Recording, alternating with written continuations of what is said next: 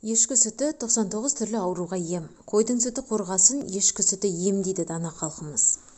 Қазақ халқы ешкі сүтінің ағзаға пайдалы екенін ерте заманнан ақ білген. Ешкі сүті А, Б, С, Д, Е витаминдерінің басқа да микро және макро элементтердің қайнар көзі болып табылады. Бұл жануардың сүті сонымен қатар белгілі бір аурумен ауыратын науқастар үшін тиімді табиғи дәрі болып саналады. Соның бірі аллергия. Аллергияға бейім адамдарға сүт өнімдері жақпайтыны белгілі. Мұндай науқастар әсіресе сиыр сүтін пайдалана алмайды, себебі сиыр сүті аллергияның қоздырушысы. Бірақ ағзаға сүт қажет, оны 100%-ға алмастыра алатын өнім ешкі сүті деп жазады Ауырмаңыз газеті. Мұны түсіндіру оңай.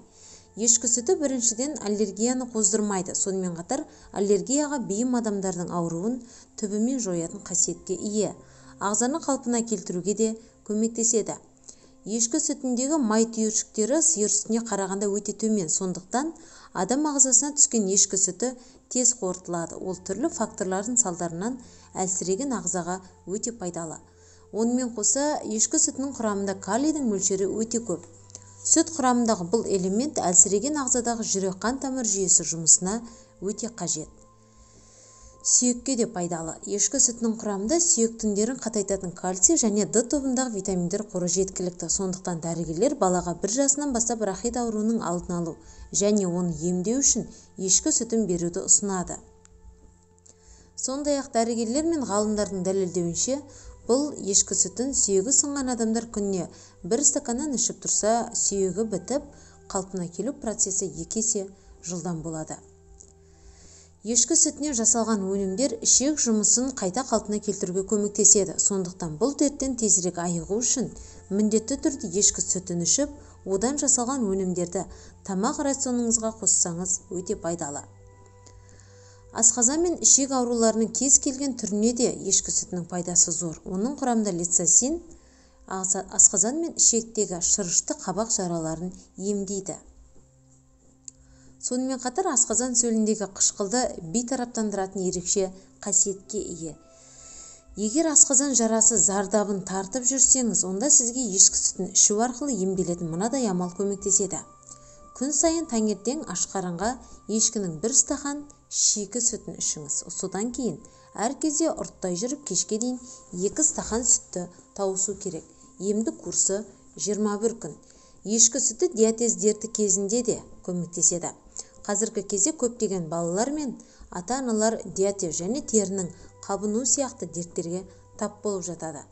Мұндай ауруға шалдыққан бала қиналатындығы мен оның емделуі өте ұзақ уақыт алатындығын ата-аналар біледі.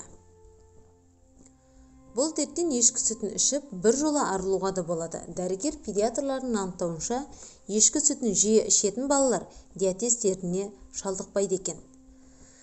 Сондықтан балаға үзбей ешкі сүтін беріп, түрлі аурулардың алдын алған дұрыс болады. Ұйқы безінің қабынуы. Бұл дертке шалдыққан науқас күніне жарты литр шикі сүтті тамақ алдында 2 ай бойы ішуі керек. Халықтық медицинада қант диабетімен ауыратын науқастарға ешкі сүтімен жүргізілетін емдік тәсілдер өте көп. Соның бірі мынадай. Күні бойы әр 2 сағат сайын ешкі сүтін үзбей ішіңіз. Мұны аптасына 1-2 рет жасау керек. Бірақ мұндай ем жүргізген кезде дәрі-дәрмек ішуге болмайды. Ешкі сүті қатерлі ісік ауруының алдын алып, оның жеңіл түрлерінен айықтыратын қасиетке де ие. Сондай-ақ иммунды жүйені нығайтады. Ешкі сүтінің жүкті әйелдер мен емізулі бала үшін де өте керек қорек екенін біле жүріңіз. Құрамдағы витаминдер, микро және макро элементтері ана ағзасы мен жатырдағы бала үшін өте пайдалы азық болып табылады. Ондағы кальций баланың сүйегін дұрыс қалыптастыруға септігін тигізсе, болашақ ананың тістерінің түсуі және тырнақтарын сынуын болдырмайды. Ал емізулі әйелдер күнделікті ешкі сүтін пайдаланса, өзінің ғана емес, баланың ағзасында витаминдер қорымен байытып, сүйектерін қатайтады. Ешкі сүтін үзбей ішетін емізулі ана қаназық дерті мен витаминнің жеткіліксіздігінен зардап тартпайды.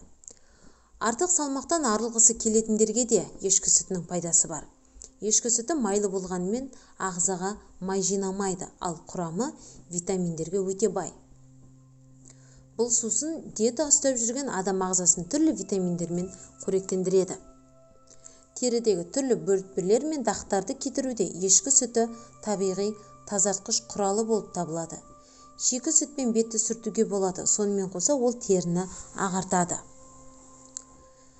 Шашты жуған кезде ешкі сүті қосылған сумен шайып тұрса, шаштың түсуі тоқтайды. Сиыр сүтіне қарағанда ешкі сүтінде В12 витаминінің құрамына кіретін кобальттың мөлшері 6 есе көп.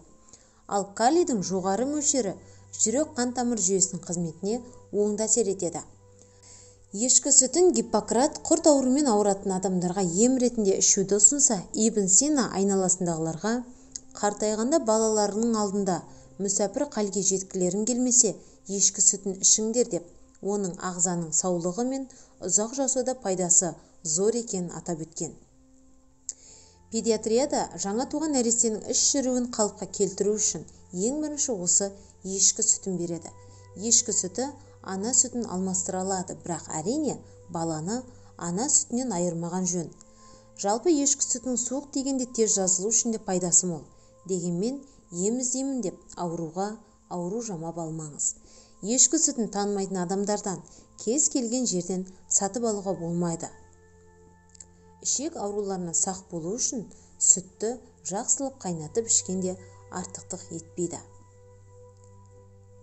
Мақала Ауырмаңыз газетінен алынды. Авторы Жарас Қасым.